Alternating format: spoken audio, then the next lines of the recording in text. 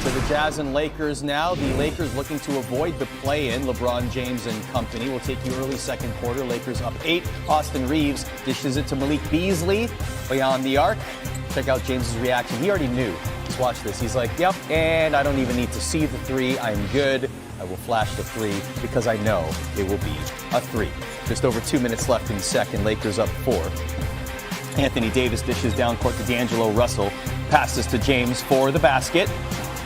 Lakers up 65-56 at the break. We'll take you into the fourth quarter. Third didn't have much. Jazz down 5. Kelly Olynyk will bury the three ball. The Jazz trail by 2.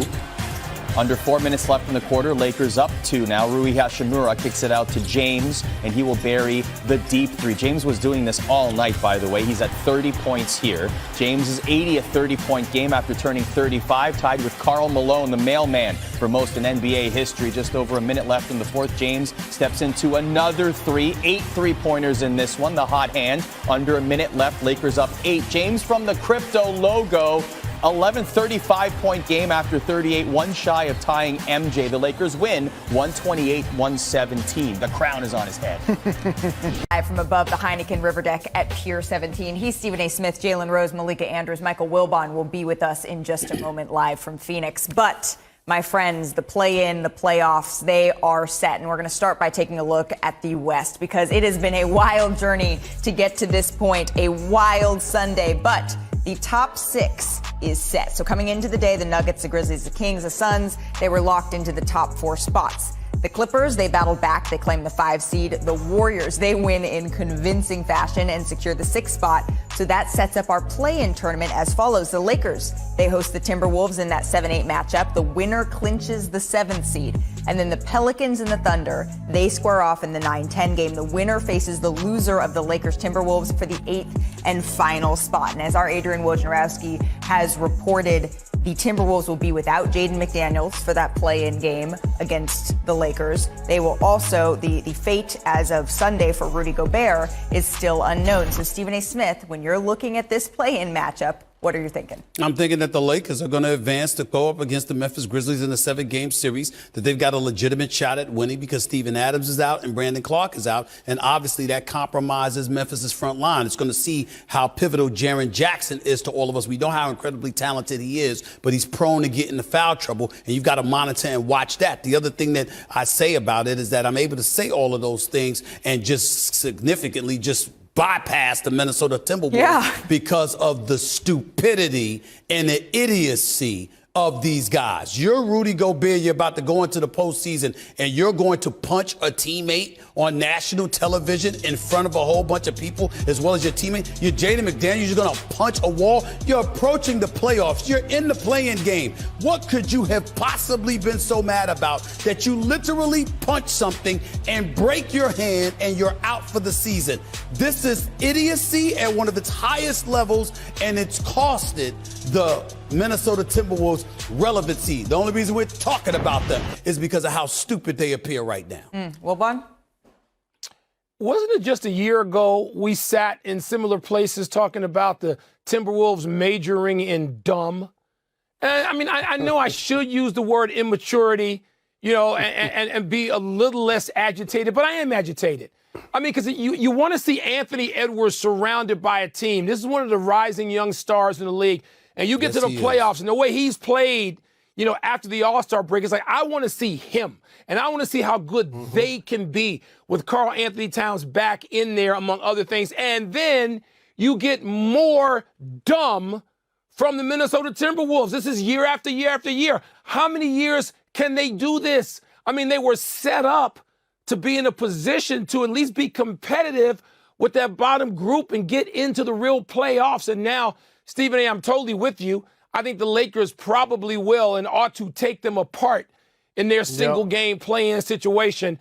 And Minnesota just said, let us help you. Let us pick you up and help you knock the daylights out of us in this postseason game. When the Lakers were looking for a coach, one of the reasons why I felt Darvin Ham would get the job, because he'd be a guy that motivate Anthony Davis. And yes, LeBron James broke the overall scoring record this year, but afterwards he was injured. Anthony Davis balled out like an all-NBA performer.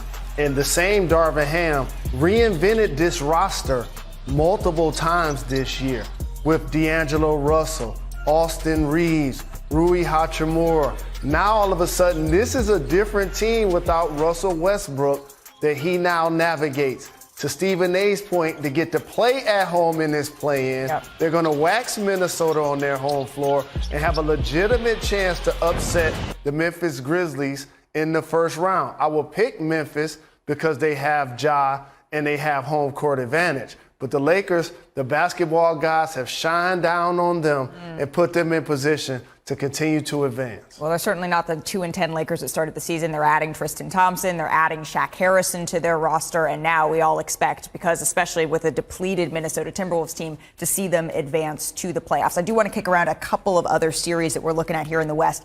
The Kings series against the Golden State Warriors. James, in these postseason, in this playoffs, who has the most to gain when you're talking about legacy? Well, Malika, whenever this question is posed, I look at it as, why would anybody have more to gain than anybody else? I mean, Kevin Durant, if we're just doing an inventory, right? Kevin Durant has fewer than Steph Curry and LeBron James, so he would need to catch up and play that numbers game. But let me ask you this. If you are Steph Curry and you wind up with another championship and you wind up sort of separating yourself, at least temporarily, from LeBron James, then how is anybody else other than you the sort of face of the generation of NBA basketball if you've got more championships, if we're just playing inventory? And so I have a problem with that. Obviously, LeBron is playing, they're all playing for all-time greatness. If we stack them and rank them in that way, it would appear to be LeBron James, Steph Curry, Kevin Durant at this point. But if Kevin Durant wins this year and wins next year on a team that the odds makers, at least the folks in Vegas, think should be the favorite, and he pulls up with 4, then what are we talking about here? Do they all even out? So I don't like to do it in terms of just the numbers, but it seems that's all we're left with. You know, ladies and gentlemen, this is the Godfather. Mike Wilbon talking. Yes, it is. Okay, I'm being set up, Jalen. We love this man. Okay, we show up at the resort, the whole bit. We're looking forward to it, even with damn coyotes running in the backyard. Okay, they're waiting. What is wrong with you? The question is about this season. Michael Wilbon is such a historian. Don't you notice, Jalen? He's getting agitated by every question. I mean, look, man, it's clearly LeBron James. You know that. He's 38. Let me finish. He's 38. Okay. They started off the season 2-10. Okay, we were sitting there. We could pull up the sound bites of you going off about how disastrous this season was going to be. They've turned it around. They've been 41-29 ever since. They've been about 17-9 since the trade. They got the second best record in the NBA, and he's 38 in his 20th season, averaging what he is averaging. There is no debate. If LeBron James with this team pulls off a championship, I might have to stutter and pause, and even though I'll never get there in terms of making him better than Michael Jordan, I would actually have to sit up there and say, y'all have my permission to have that conversation. I will not refute the conversation any longer. Because there's no way in hell anybody's assuming that LeBron James is going to pull this off. Of course LeBron has the most to gain for this season if they want to walk away with a championship. Before you jump in, let me ask you a question real quickly, Stephen A. And suppose Steph Curry wins. Okay, you got 5. You got 5. And that puts him ahead of who? I understand that, but the point is that the reigning defending NBA champions, they ain't coming from the gutter. They ain't coming from the sewer. They're the reigning defending champions. Nobody cares where you came from when you talk about legacy. They do. Legacy is something to consider 10 and 15 and 30 and 50 years from now. When you look back, if the inventory says Steph Curry's got more, he's got more. I got that. And let's look at it right now. This season, what would we be saying at the end of this season? Historically, yes. Years down the road, yes. But right now, we would be like LeBron. Well, this is a great question. I feel like Fred Sanford. Elizabeth, I'm coming to join you. And the way that you pay homage to Michael Wilbon, I'm going to pay homage to you, the ESPN face of the franchise. What did you call Kevin Durant's move to the Golden State Warriors? The weakest that I'd ever seen by a superstar. When they won the championship, his general manager, Bob Myers, alluded to him being on the bandwagon.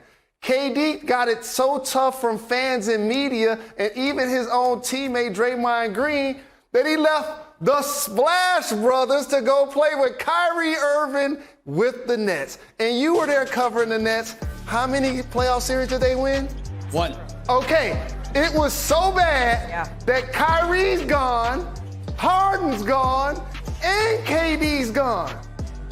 The answer is clearly Kevin Durant. LeBron redeemed himself from going to Miami with the public by going back to not only Cleveland to win it, but winning one with the Lakers. They still gonna have the GOAT conversation for him. Steph Curry has already cemented himself as the favorite player of this generation, and he already has 4 championships. One before KD, one after KD. The Phoenix Suns have had how many championships, Michael Wilbon, in their franchise history? 0. 0. So Kevin Durant has a chance to bring them a championship. He's definitely the answer to this Let question. me tell you. Unequivocally. Unequivocally, you are wrong. And let me tell you why you're wrong, for one reason and one reason only.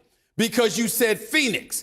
If KD had won in Brooklyn, you'd be right. That's but worse. not Cleveland. No, not Why? Cleveland. I'm sorry, not Phoenix. Why? I'm sorry. Not Phoenix. Not when you got Devin Booker, CP3, DeAndre Ayton, and Monty Williams as your coach. Oh, no. He would have had Harden and Kyrie. So No, those guys I'm are saying Hall of because, Famers. no, I'm What are we saying talking because about, of what Stephen he A? did. What he did in departing from Golden State and what he himself had assembled in Brooklyn. If you had done it in Brooklyn, yes. In Phoenix, not so much. Well, he only won, as you mentioned, one playoff series. The Nets did when it was those 3 together, so it wasn't exactly what we expected.